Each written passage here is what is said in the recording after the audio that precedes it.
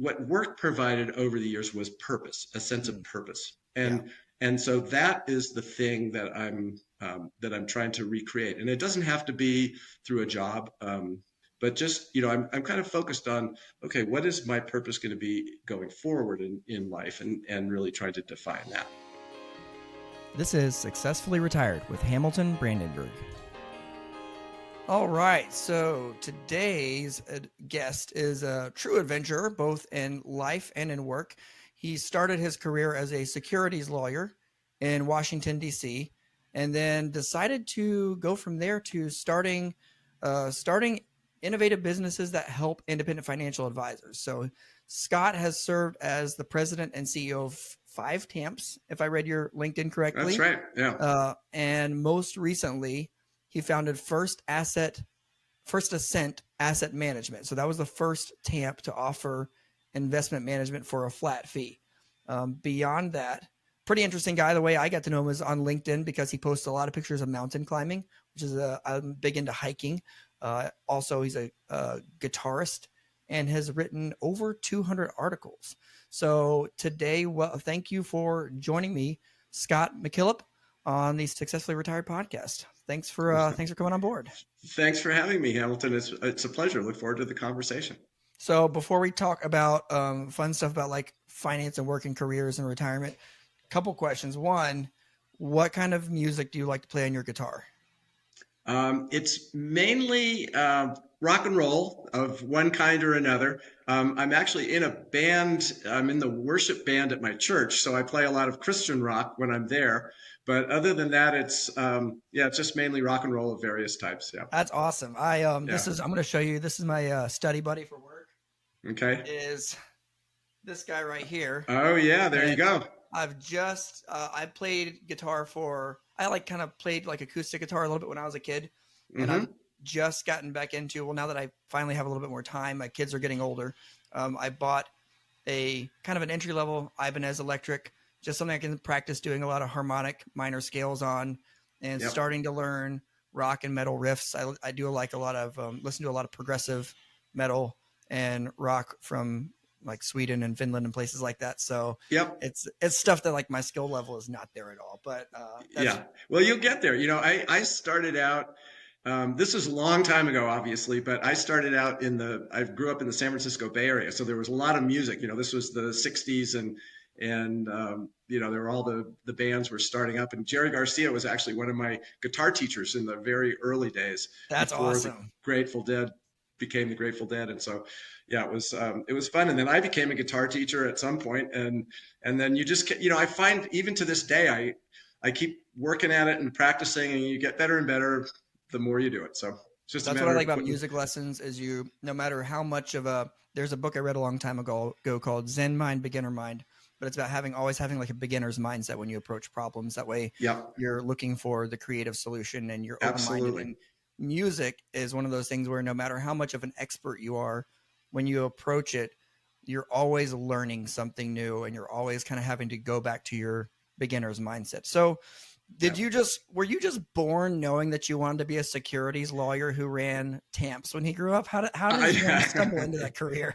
The TAMP part of it, I didn't have any idea about, but my dad was a lawyer, and I grew up watching Perry Mason on television, and I loved the whole lawyer thing. So yeah, I always thought that I would become a lawyer. What I didn't foresee was that I would become a lawyer and then divert into other endeavors. And so, I actually spent a little time between moving into financial services and being a lawyer in the venture capital world. Some friends of mine and I started a little venture fund, and so we started a number of businesses, and I got involved in all kinds of entrepreneurial endeavors that way. So it was just kind of a path that once I left the practice of law, it really was uncharted. I didn't know where I was going So from was there, the but venture just capital in between being securities lawyer and being a TAMP? That seems like a yeah, pretty yep, natural progression for a career. yep, yep. No, that's exactly how it happened. And then I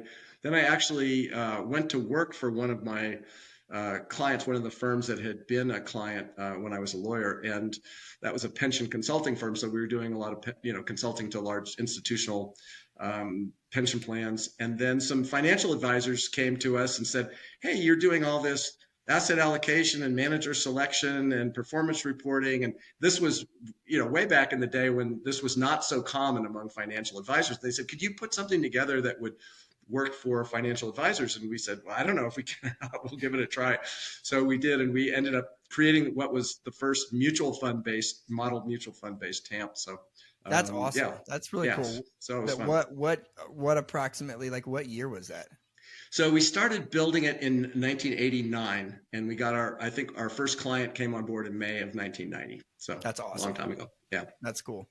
So what are some of the things when you look back over your career where you started out in securities law, ended up starting a TAMP, which for our listeners who are not in financial services, really quickly, what's a TAMP?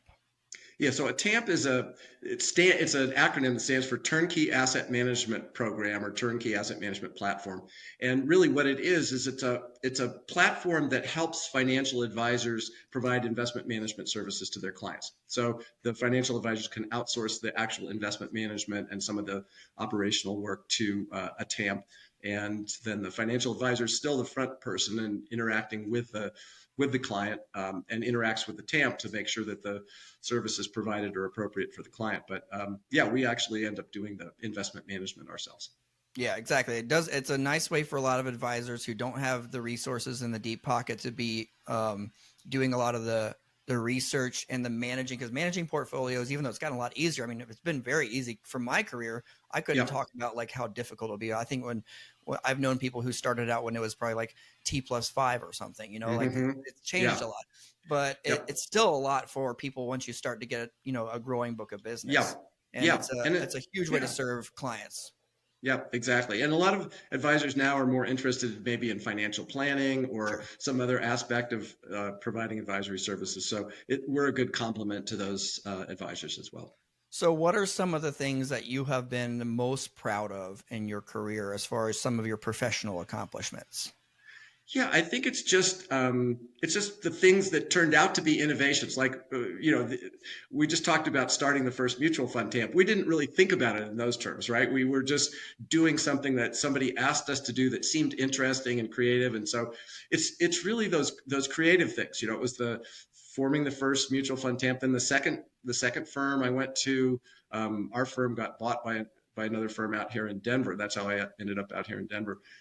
And we created the first platform that had both model mutual fund portfolios and separately managed accounts on the same platform. So that was kind of fun, it had never been done before.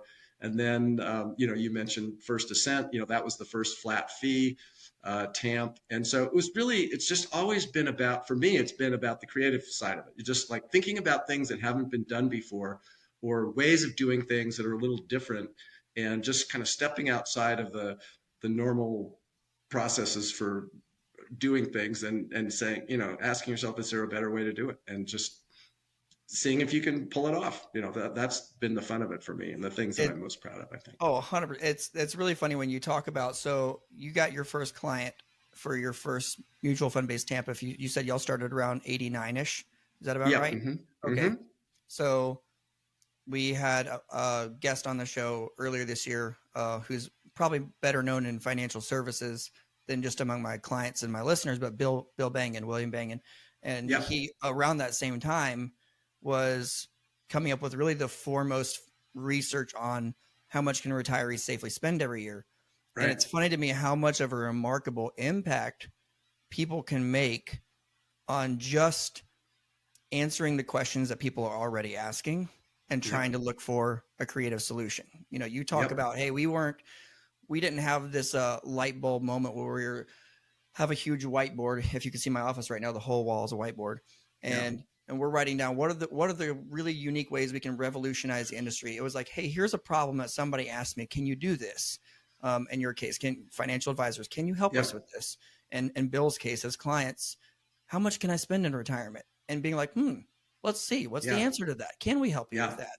But now the things that you're describing, I mean, the flat fee movement is very popular and is growing. I'm sure among TAMPs, but definitely among advisors.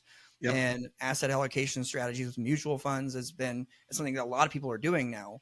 And it really just comes, it's an outflow of putting down your bucket where you are and answering the problems that are in front of you. And Yeah. you can build a really successful career just off of doing that. You don't have to invent like the great mousetrap, right? Yeah, exactly. And really, if you think about it, including, Bill's situation, the best inventions, if you want to call them that, or innovations, really come when you listen to the clients, right? Mm. When you're answering a question that the client's asking you about, not some brilliant thing that you came up with necessarily, but just you sort of looking around and seeing what the needs are and what the important questions are that haven't been answered yet. And I think that's where the key lies.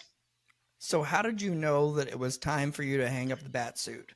And you've Well, had a lot of real like people who are like you, and I'm going to try to just grab your coattails and say like I as well, but people who start yep. their own thing, Hmm. we decide one day like, hey, most people go to work, they have a job, they like it, good, bad, whatever. We take our Yeah. job off the shelf and we're like, this is my new part of my identity. I'm going to put this on. Yeah. And it's very difficult for people who have put on their career as part of their identity to Yeah. voluntarily take that off and put it back on the shelf and find something new. Yeah. How did you Yeah. know it was time for you to do that?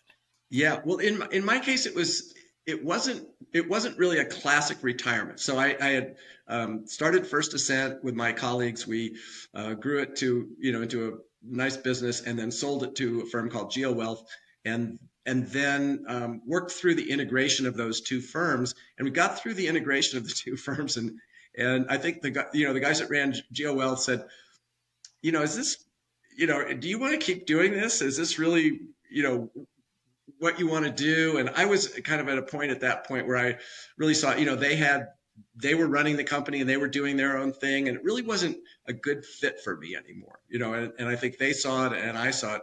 So I stepped out of that role. It was really the first time in my career where I'd stepped out of a role and didn't know what I was going to do next. And so I had some friends, Eric Clark from Orion, for example, who had left Orion, and Alex Potts from Loring Ward, who had kind of preceded me, through the exit door, of their companies. And so I asked them, I said, so what do you do when you're not working anymore? And they said, well, one thing you should do is nothing for a while and just take some time, because this is what I found was that the hole that's left when you step out of the work world is huge. Yeah. And I did not see that coming. I always thought of myself as a pretty mellow guy, and I thought, well, okay, I'll step into retirement and it'll be fine. And I have lots of things that I like to do. I still, write articles, and I play my guitar, and I climb mountains, and I do all these things.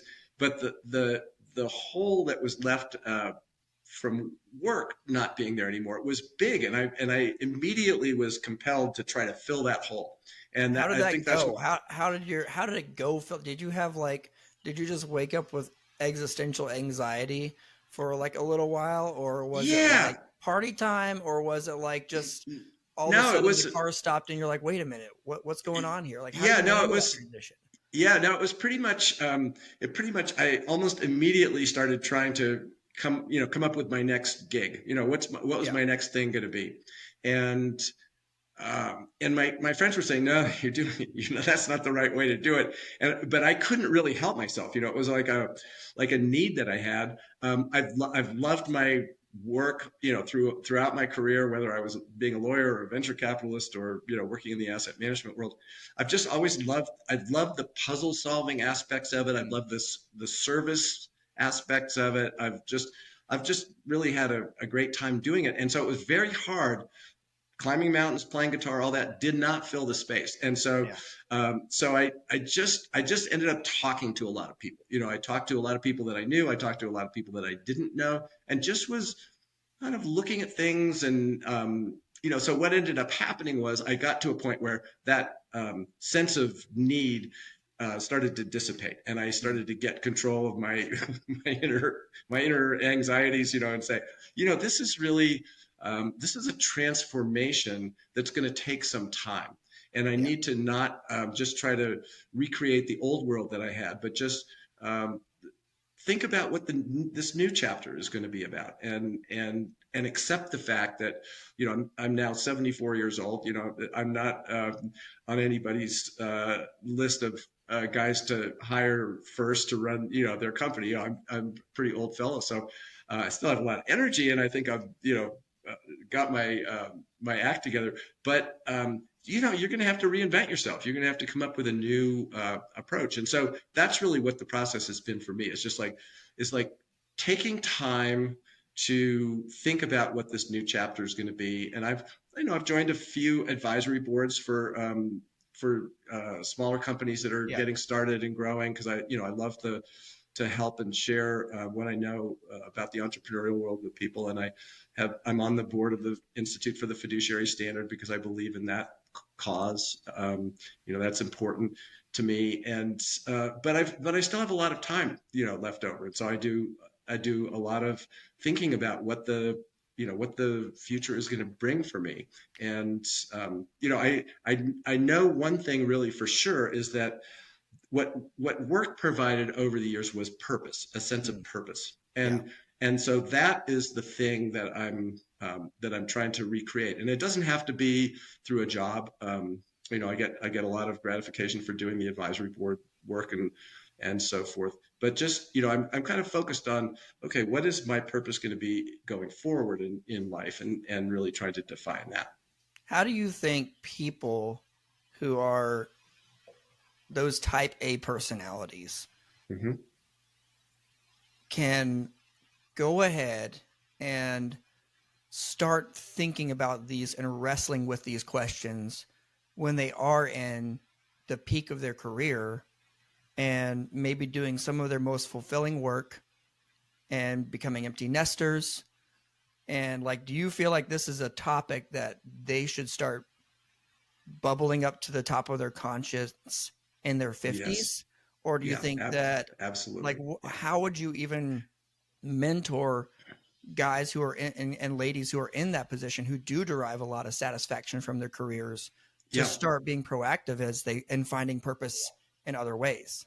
Yeah. Well, I think so. The answer to your question is yes. They should start thinking about it early. And this was like the big surprise for me, and the big lesson that I learned was that I didn't see that coming. And so I think my message to people in their 50s and 60s, as they're sort of moving towards the end of their career, even though they're not necessarily thinking about that in a real immediate sense. It's kind of an intellectual concept, right? Yeah. Someday you're not going to be working anymore. But Yes. I think it's really important to start thinking about it and planning for it and talking about it. And I don't think you necessarily have to have the answer, but you have to grasp the reality that this is going to happen and that it's going to be different, and that you need to plan for it, or at Mm. least it's advisable if you plan for it. It's better than the sort of the jumping off the cliff approach that I took. It's just as important as planning the financial side of your retirement, right? There's a That's a good mental point too. aspect. Yeah, Yeah. I think those two should, as I'm listening to you and what I'm hearing that culminate to what you just said of it being kind of equally important as the financial part of it. It almost sounds like when you're at that stage, and we all know where that is. It's different for different people, but Yeah. I find like for a lot of times it's family becomes empty nesters, and all this maybe they get a kid through college, right? So all of a sudden Yep. they're in their peak of their career, they're earning more than they've ever earned, and they also have more time than they had before. Now they're in a place to say, okay, let's start putting a lot of money away for retirement. If you're going to start doing that, you need to go ahead and start thinking about what is the purpose of these dollars. Not Right. only how much do I need to have saved to retire from my career, but maybe just starting to think through questions about how am I proactively finding purpose for myself? Maybe not think about like, oh, the RV in the future, but like, how am I finding purpose for myself Right. outside of what I do for praise and for a paycheck, right? And those two probably go pretty well in hand together. Now, you have written over 200 articles, and one that I read that I really enjoyed is called "Question Everything." I don't know if you Hmm. remember that one or not, but you wrote it for FA magazine, Hmm. and you talked about if you want to really get ahead in life, turn off your computer, close down the laptop, throw your cell phone out on the lake. I said that you didn't, Yep. but walk around your office and just start looking at everything saying, why do we do this? Why do we do Yep. this? Why do we do this? Without getting too personal, are there any things Hmm. that you have changed your mind about that have been things maybe you wouldn't have expected? Have you had big moments where you've questioned everything and you've come to a different conclusion than you thought you would have? Yeah, I think the conversion from from in the TAMP world to the flat fees was the best example. I think for me was historically all asset managers have charged on an assets under management basis, percentage of assets under management, and I started in the TAMP world. Since we're not interacting directly with the client, we're basically creating an assembly line, a platform behind the Yes. scenes that manages money. So it doesn't really matter to a TAMP whether the client has $1 million under management or Yeah. $100,000. It's just an account, and you manage it the same way. There are maybe some slight exceptions to that, but I started thinking about that, and I started thinking about the idea of charging more for bigger accounts when basically the work was exactly the same. Yeah. And I started thinking, well, that's somebody should do something about that, and then all of a sudden I thought, well, why don't I do something about that? And so that was probably the best example where you just sort of question the way things have been traditionally done. I'll tell you another example that was really interesting. I was just talking with somebody about this yesterday.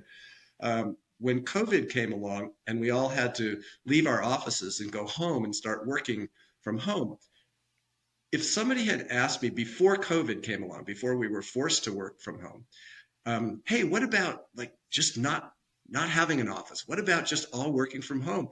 I would have totally been against that idea. I would have thought that was impossible to pull off. That everybody really kind of needed to be together, and for a lot of different reasons that I could have enumerated at the time. But as soon as we went home and started working together, it worked. It worked great, and the team really was very responsible about managing their own world and taking care of their responsibilities, and we developed processes for communicating multiple times a day, and so those were two examples where if you just sort of get outside of your your traditional way of thinking and just let the possibilities flow in your mind, you can come up with some pretty good ideas, I think.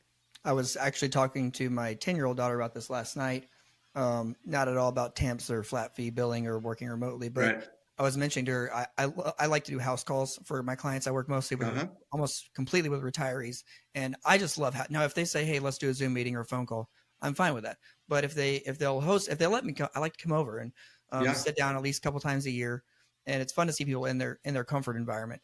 And I'll see people who have home phones in their house a good bit still, and they Mm-hmm. have cell phones too, and they're empty nesters, no kids, maybe both spouses have a cell phone, and you think to yourself, wait a minute, why do you have that? And they'll be like, oh, only Yeah. spam calls go to the home phone. And you're like, Right. well, why do you have the home phone then Yeah. if it's only spam calls? But I think it's I'm not ridiculing them. My point Right. is, it's really interesting when you look at human nature is that what we do is we just pick up habits and behaviors. We never Yep. stop to ask why. We do this Mm-hmm. with beliefs a lot too, Yep. and the more strongly the belief, a lot of times the less we question it, Right. and we just do things and pick up this baggage throughout life, and we never stop to look at things with fresh eyes. And I always like to tell clients when it comes to our investments, especially when it's a new client and maybe they had individual stock holdings, or a lot of my clients have made a lot of money through employer stock and Mm-hmm. through big over concentration of employer stock and then Right. retiring. And I say, look, this has been a wonderful thing for you and the results have been fantastic, but we have to look at everything we do through a fresh set of eyes and say, not do we have good feelings about this decision that we made once, but what is the right thing for us to do today as we go Right. forward? And we have to be willing to make different choices if we Mm-hmm. want the future to look different than it does now. And that is not easy to do. It's incredibly simple to say and incredibly Right. difficult, I think, to accomplish. Yeah. No, there's great comfort in doing things the way that they've always been done or seeing the world kind of as it is. But I mean, especially these days, this is totally our reality that we live in, things change so fast, and the world that we live in today is going to be very different than the world we live in tomorrow. And if you don't have an open mind and don't think about what you're doing and why you're doing it and how you're doing it and how it's going to be done in the future, I think you can step into some in some pretty bad potholes. And so I think it's just I've found it a state of mind that I try to maintain on an ongoing basis, just to continually think about how things are going to change and how I'm going to fit into it, or how my family's going to fit into it, and try to make decisions that way. So, how do you define your success for yourself now in a new stage of life as you look towards the future?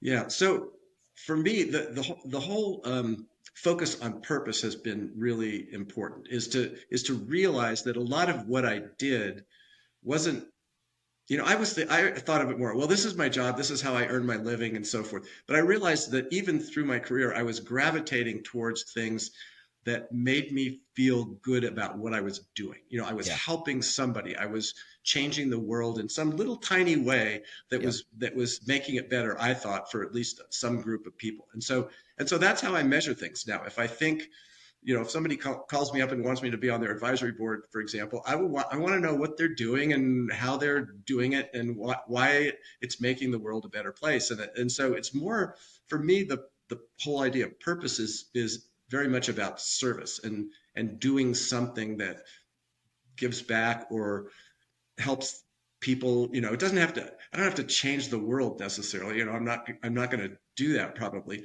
but I might change a little corner of it, and that's what I'm really looking for. And so that's the driving force right now, is what can I do with, however many years I have left on this planet? What can I do with those years to make the world a better place, especially these days where there's so much darkness and gloom about so many things. It's just like, can you be a little ray of sunshine, in the middle of that, Yeah. and try to turn the tide and make things better.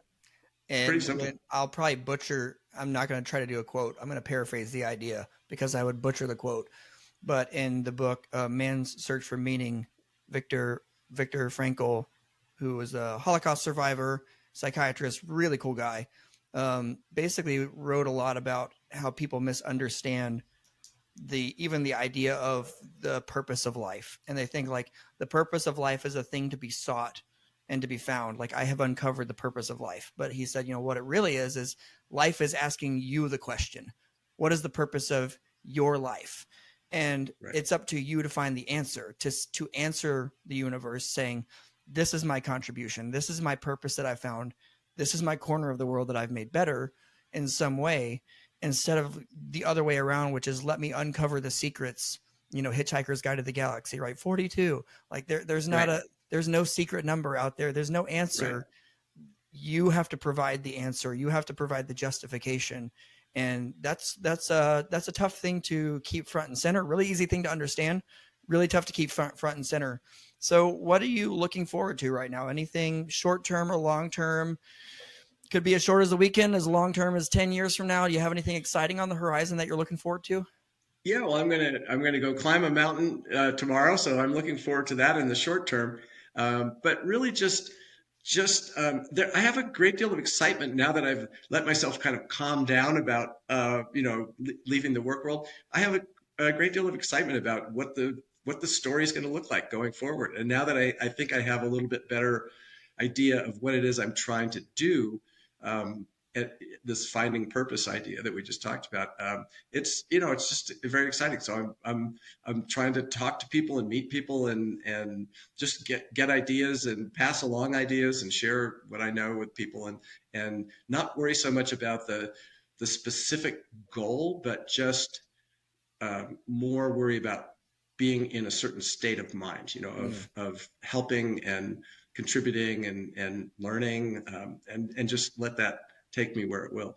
But I think this is important. What you were talking about is starting to think about this kind of stuff in your 50s. I think that's important, is like, what is your purpose in life going to be? And at Yeah. some point, your work will it'll go to the sidelines, and you'll have to figure out what that's going to look like going forward. So I think that's the question. Yeah. That's great words of wisdom. I have one last question. I'm going to let you go. Sure. What's your favorite hike? Mountain. It's Um, got to be a mountain to climb because I feel like if I'm walking flat, I'm not hiking. That's yeah. walking. Yeah. Uphill's Yeah. hiking. So what's your favorite one Yeah. you've done? You've done a lot. So I've done quite a few. I climbed the tallest mountain I've climbed was Mount Kilimanjaro in Africa. That's like 19,000 something feet. That's That was good. insane.